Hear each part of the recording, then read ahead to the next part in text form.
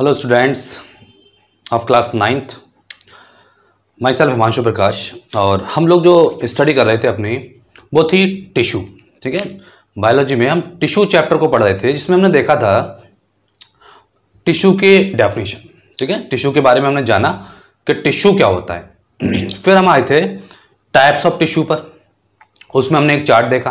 ठीक है, चार्ट में क्या था कि टाइप के हमारे टिश्यू के टाइप थे, एक थे मेरिस्टेमेटिक और एक थे परमानेंट। ठीक है, मेरिस्टेमेटिक, दूसरे थे परमानेंट। दो तरह के टिश्यू थे। मेरिस्टेमेटिक में हमने बात कर चुके थे कि हमारे बहुत सारे टिश्यू सिस्टम जो लगातार डिवाइड करता है उसको बोला मेरिस्टेमेटिक, और इसकी बात हमने अभी नहीं की है। ठीक है, बाद में करेंगे। फिलहाल हमारी बात चल रही थी मेरिस्टेमेटिक टिश्यू। ठीक, इसमें हमने कहा था कि मेरिस्टेमेटिक टिश्यू भी 3 टाइप के हैं। यानी जब प्लांट ग्रो करता है, प्लांट लगातार बढ़ता है, तो वहां पर 3 रीजन मिलते हैं प्लांट में जो ग्रोथ के लिए रेस्पॉन्सिबल है। ठीक है, एक को बोला हमने लेटरल, एक को बोला इंटरकैलरी, ठीक है, और एक को बोला अपना तीसरा एपिकल। ठीक है, 3 रीजन थे हमारे, एपिकल, लेटरल और इंटरकैलरी मेरिस्टेम। बड़ा ही सिंपल सा फंडा था हमारा। एपिकल का मतलब वहां वो रीजन प्लांट का या वो जगह, वो प्लेस जहां पर प्लांट क्या करता है, बढ़ता है, अपनी हाइट को बढ़ाता है, अपनी लेंथ को बढ़ाता है। अब लेंथ कहां से बढ़ेगी प्लांट में? भाई प्लांट में क्या होगा, एक अपर टॉप एक लोअर टॉप, तो अपर टॉप से बढ़ेगी और लोअर टॉप से बढ़ेगी। ठीक है, तो यहां पर मेरिस्टेमेटिक सेल प्रेजेंट है एपिकल पोजीशन पर। ठीक है, और दूसरा यहां हमने कहा था सब टर्मिनल पोजीशन पर प्रेजेंट है।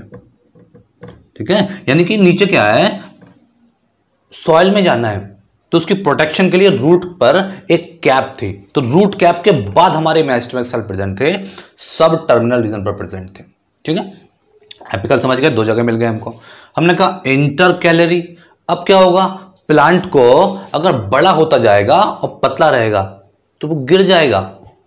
ठीक है, मान लो पतली सी स्टेम है, इतनी मोटी उस पर पेड़ आ गए लीव्स, तो लीव्स वेट कहां से आ पाएंगी?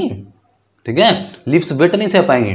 तो हमने क्या करा कि स्टेम को भी चौड़ा होना है। भगवान जी बोले कि भाई तुम अकेले ऐसा काम नहीं चला पाओगे, स्टेम भी तुम्हारी हम क्या करते हैं, ऐसी कर देते हैं कि तुम उसको सह पाओ या तुम जिंदा रह पाओ। भाई तुम्हारा जिंदा रहना भी जरूरी है, तुम हो लिविंग्स। ठीक है, तो हमने क्या करा, इस स्टेम में भी ग्रोथ करा दी साइड की तरफ।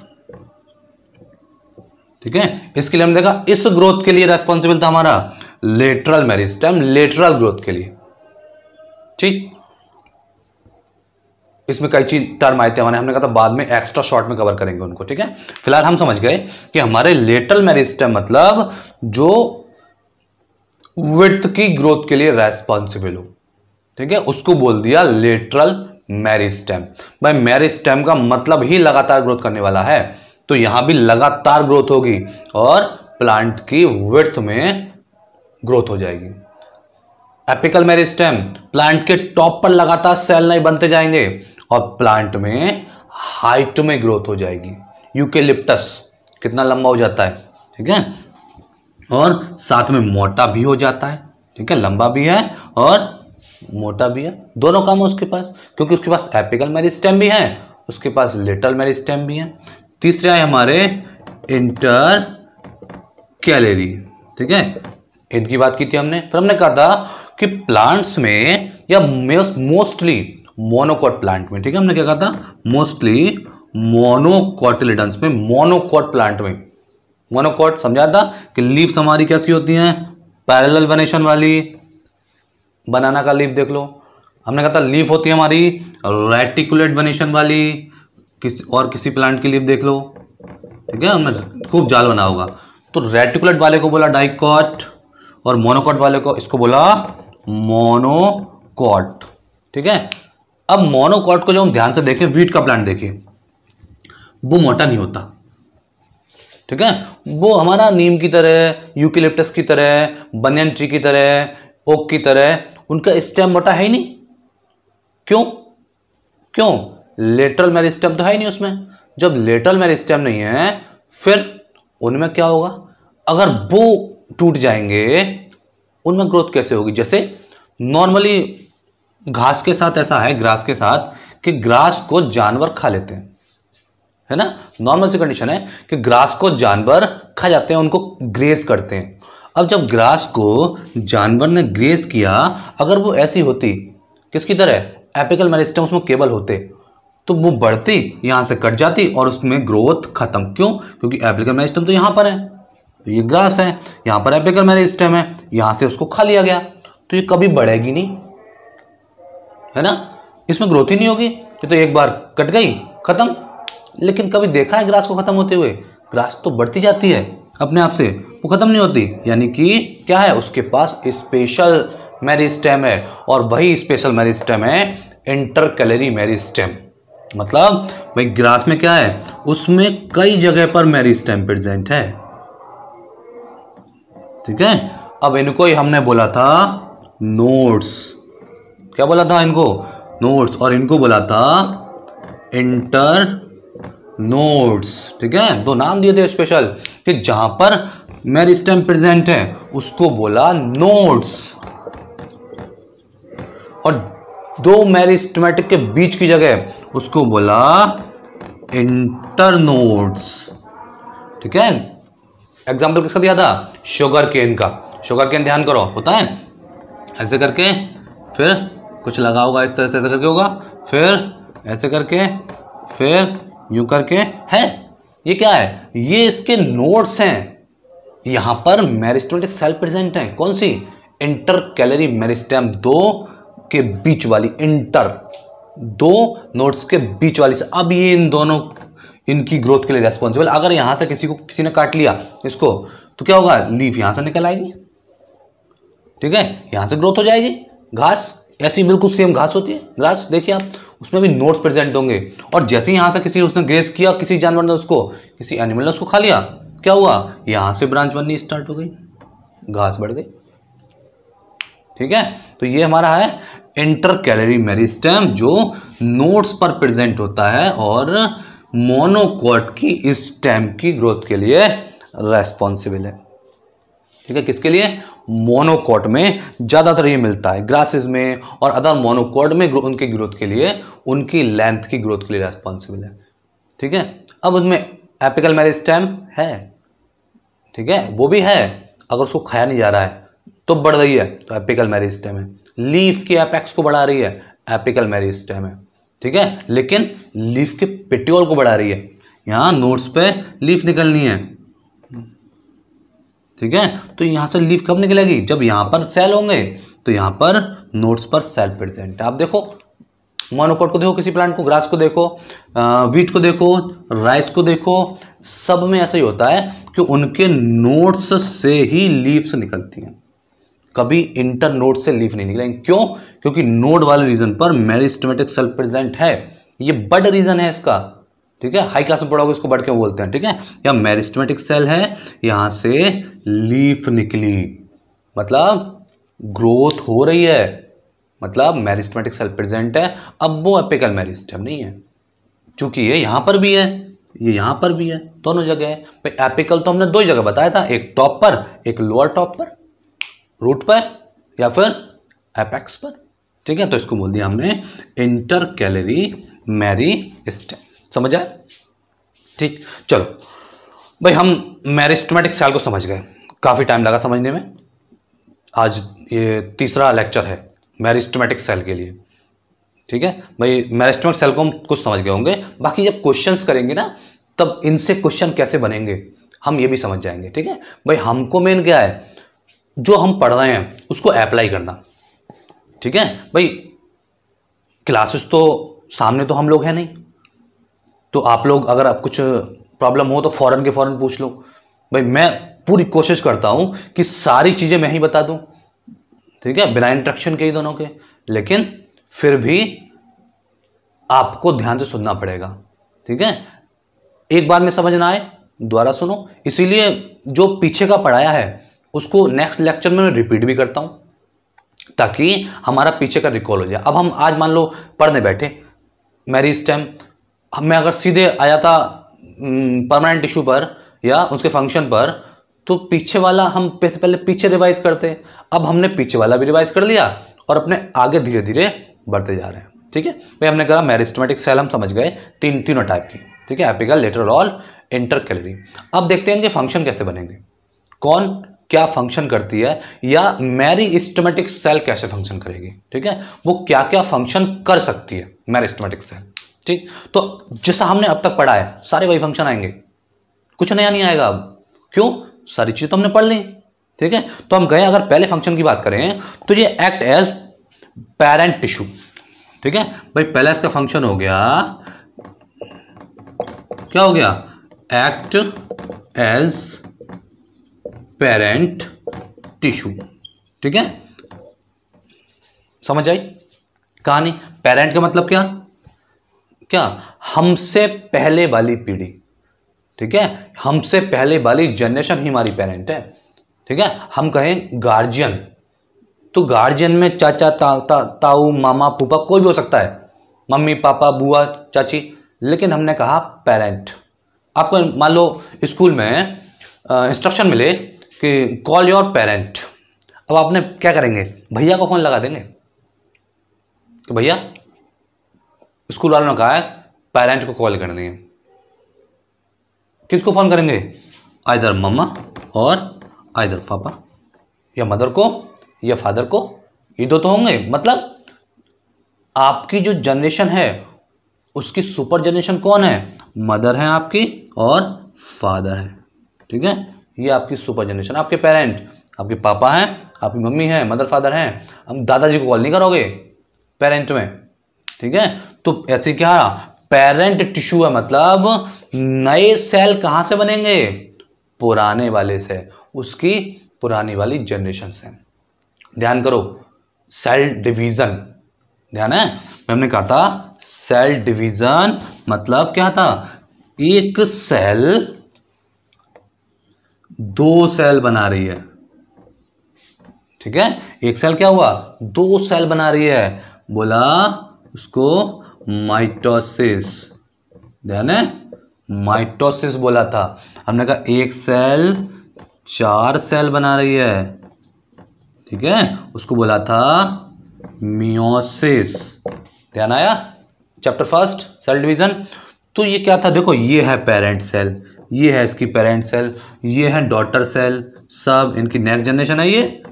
अब इनसे अगर नई सेल बनेगी, दो बनेंगी फिर से, अब ये हो गई पेरेंट सेल। ठीक है, इसकी पेरेंट कौन हो गई, ये इसके दादाजी हो गए, तो ये है पेरेंट इसके। तो ऐसे हमारे जो टिश्यू मेरिस्टेमेटिक टिश्यू हैं वो क्या हैं, वो पेरेंट टिश्यू हैं। भाई पहले एक टिश्यू बनेगा, फिर उनसे सारे सिस्टम बनेंगे। छोटा सा बच्चा एकदम से छू करके बड़ा नहीं जाता, धीरे धीरे बड़ा होता है, टाइम लेता है बढ़ने में।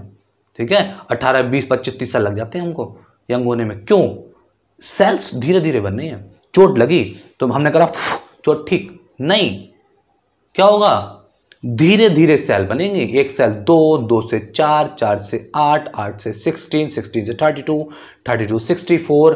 ठीक है, क्या होगा, वही वन सेल टू में डिवाइड होगी।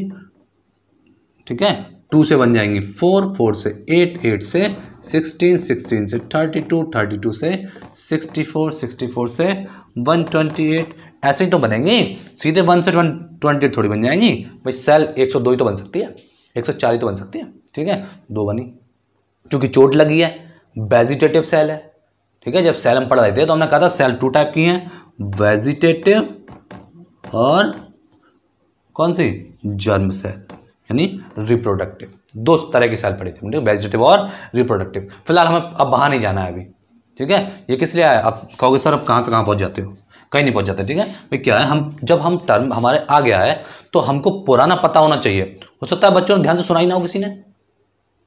ठीक है ना, तो हम समझ गए कि पेरेंट, यहाँ पेरेंट्स जो हमारा पहला फंक्शन था, एक्ट एज पेरेंट टिश्यू। इसका मतलब क्या था कि वो पेरेंट टिश्यू की तरह वर्क करती है, नई सेल हमेशा पुरानी सेल से बनेगी। अगर हम चाहें कि छू बंतर कोई बन जाए, कोई टिश्यू बन जाए, नया टिश्यू एकदम से आ जाए, तो एकदम वो जादू से नहीं आ सकता।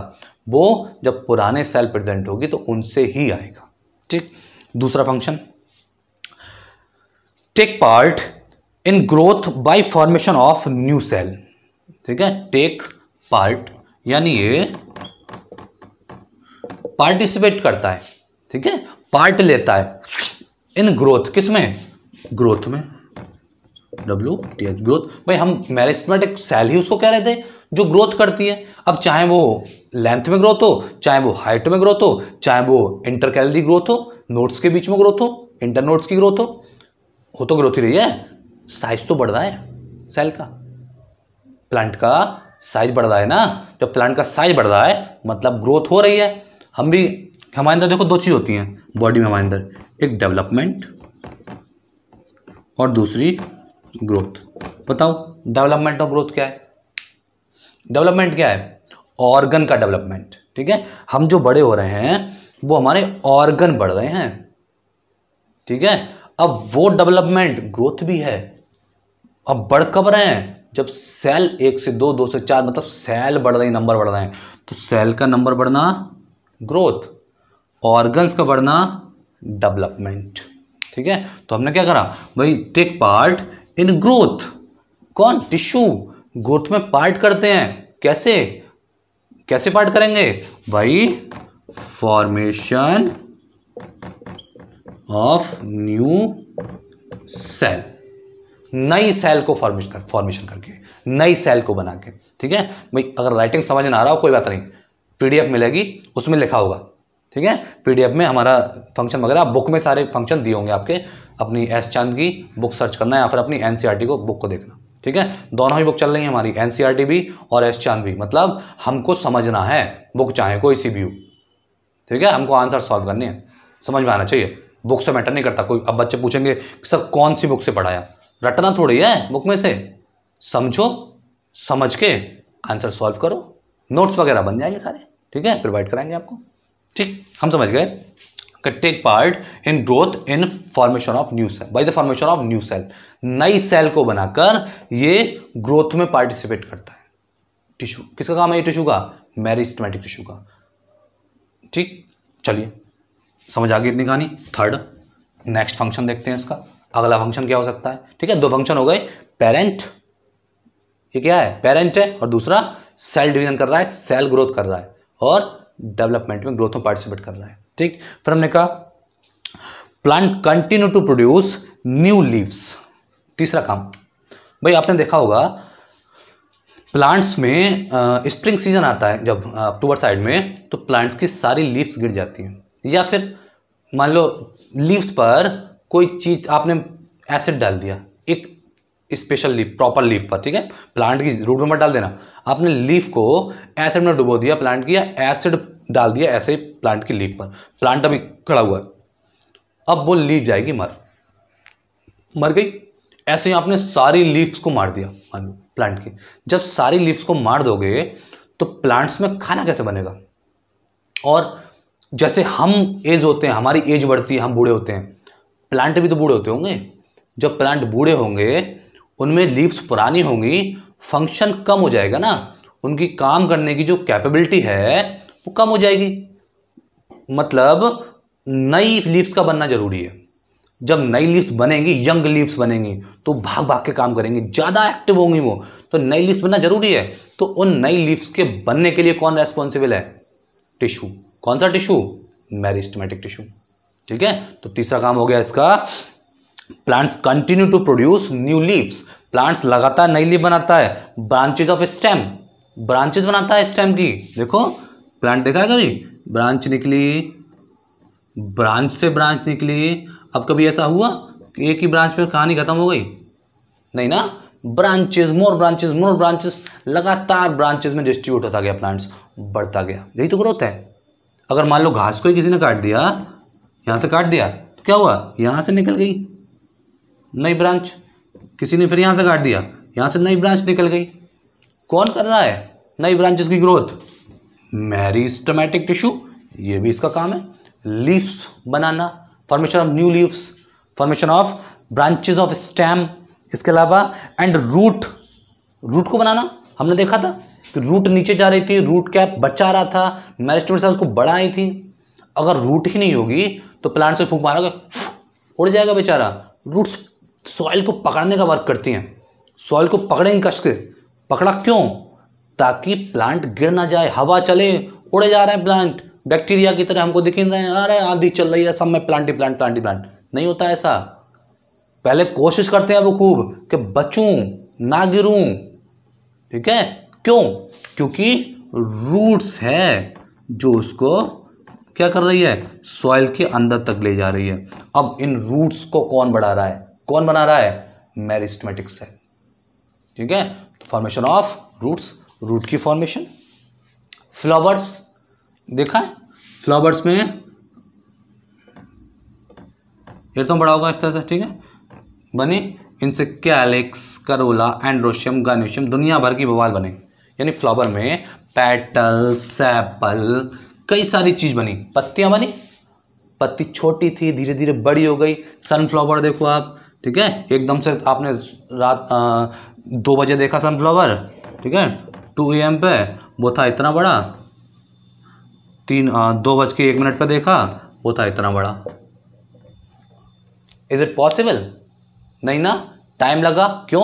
क्योंकि सेल डिवीजन में भी टाइम लग रहा है। ठीक है, सेल को डिवाइड करने में भी टाइम लग रहा है, इसलिए फ्लावर्स को बढ़ने में भी टाइम लग रहा है। तो फ्लावर की फॉर्मेशन। ठीक है, फ्रूट की फॉर्मेशन। ठीक है, फ्रूट कहां से बनेंगे? फल खाते हैं जो, कहां से बनना है? वो भी तो भैया सेल है। फूड को स्टोर करना, ध्यान करो, ल्यूकोप्लास्ट। ध्यान आया?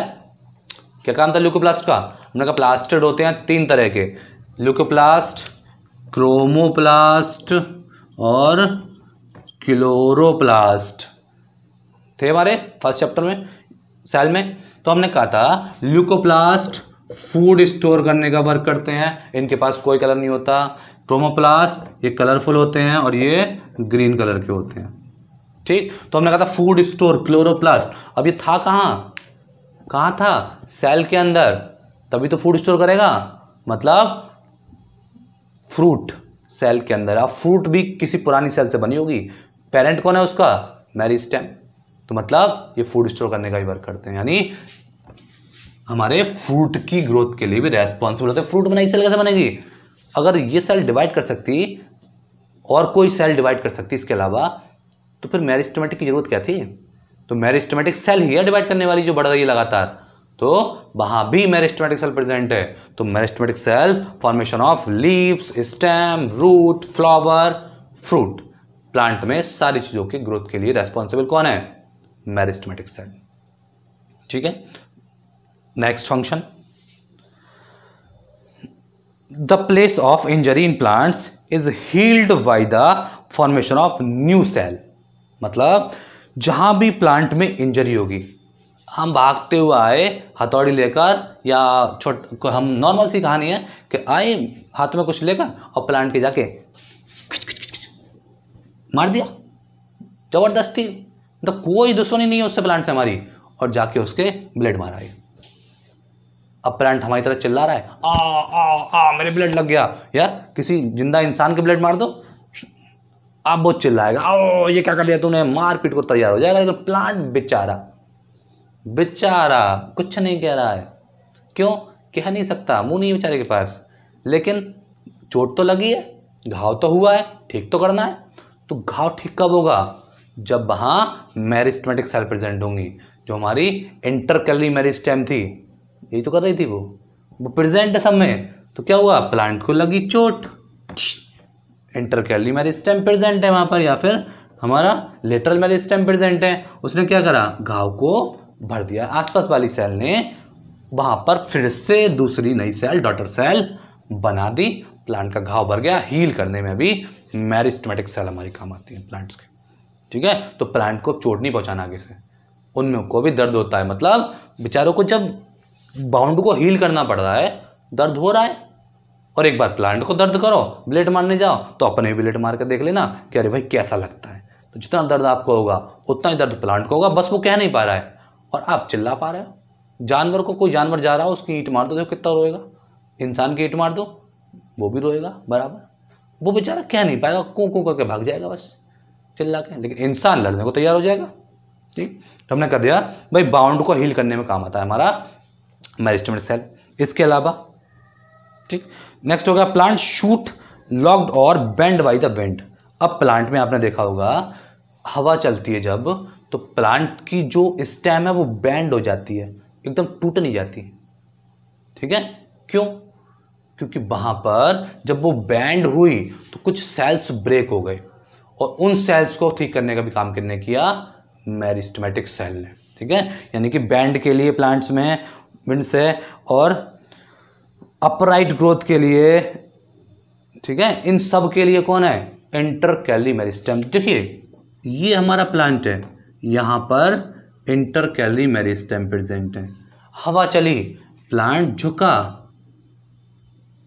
ठीक है, अब ये वाले पार्ट नहीं झुके, इसके क्या हुआ? यहां वाले सेल्स बढ़ गए, यहां वाले सेल्स क्या हो गए? ज्यादा बन गए इस साइड में, और प्लांट हमारा झुक गया, हवा से बच गया। तो इंटरकैली मेरिस्टेम हमारे प्लांट्स को जब विंड आती है तो बेंड करने में, उनको तोड़ने से रोकने में हेल्प करते हैं।